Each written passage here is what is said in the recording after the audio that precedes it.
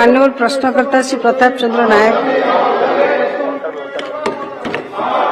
माननीय बाचस्पति महोदय, मंत्री महोदय जहाँ उत्तर देले मुझे संतुष्ट अच्छी, किंतु मु आपण माध्यम जानवा चाहूँगी भविष्य में एसटीएससी और ओबीसी आउ कौन व्यवस्था सरकार करेंगे मंत्री माध्यम जानवा चाहूँगी। धन्यवाद।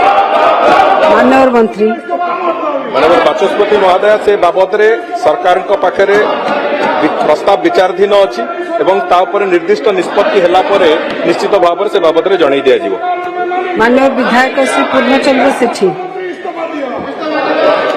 ऑनरेबल स्पीकर मैडम, ओडिशा सरकार विभिन्न विभाग रे एससी एसटी मानक पई उद्दिष्ट पदवी गुड़िक पूरण हेबारे विलंब होउची एवं ताकू कैरी फॉरवर्ड करी नउचंती।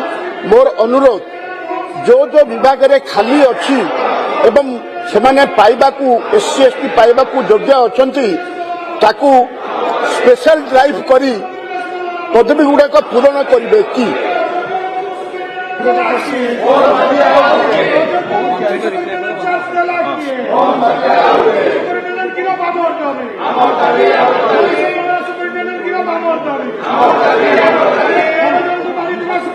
विजय दल बेहरा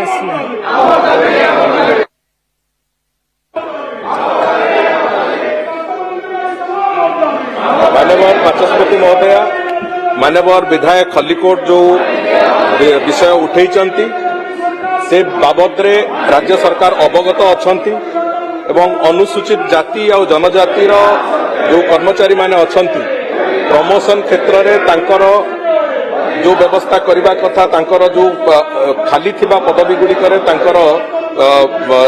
जो वर्गीकरण होती से पदवी गुड़िकर तांकर प्रमोशन दृष्टि सरकार कौन निष्पत्ति नेबे से बाबद बहुत सरकार ता बाबद प्रक्रिया आरंभ करिसंती एवं क्षेत्र जो आईनगत दृष्टि किसी कथा अच्छी से बाबद भी सरकार आलोचना आरंभ करिसंती एवं पदक्षेप नवा आरंभ करिसंती। आम आशा करिबा जे जो पदवी गुड़िक अनुसूचित जाति जनजाति पई रिजर्वेशन अच्छी से बाबद यथोचित एवं न्यायोचित पदक्षेप सरकार बहुत शीघ्र नबाकू जिबे। माननीय प्रश्नकर्ता श्री प्रताप चंद्र नायक। माननीय बाचस्पति महोदय, मो आपण माध्यम मंत्री महोदय जानवा चाहूँगी जे भविष्य में एसटी एसटी एसटी एससी एवं ओबीसी छात्र छात्री मान उच्च शिक्षा आउ अन्य कौन सी पदक्षेप नेबे कि? माननीय मंत्री माननीय बाचस्पति महोदय, एक प्रश्न आम जो विभाग सहित संपर्कित नुहे एवं उच्च शिक्षा दृष्टिकोण से बाबद मु भावुची माननीय विधायक उच्च शिक्षा विभाग को से प्रश्न पचारे निश्चित भाव में तार यथोचित उत्तर मिले। ए गृहर कार्य पूर्वाह्न 11:30 पर्यंत मुलतवी रहा।